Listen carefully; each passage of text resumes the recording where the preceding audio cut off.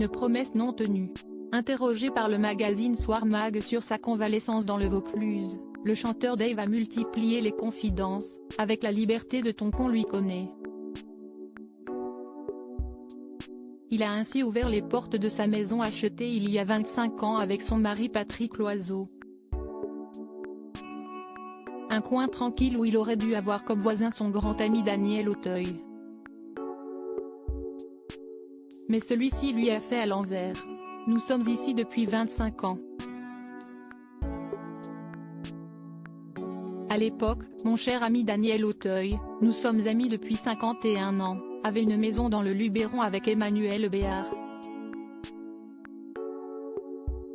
À ce moment-là, de mon côté, j'avais une maison dans le Périgord et Daniel m'a convaincu de venir ici en me disant, comme ça, quand on sera vieux, on ira à la pêche ensemble.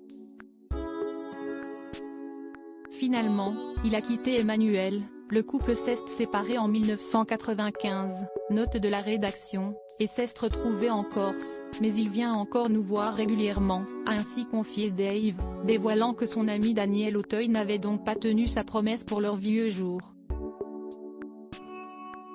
On peut toutefois comprendre que l'acteur des films amoureux de ma femme, La Belle Époque ou encore Adieu Monsieur Hoffman soit tombé sous le charme de l'île de beauté.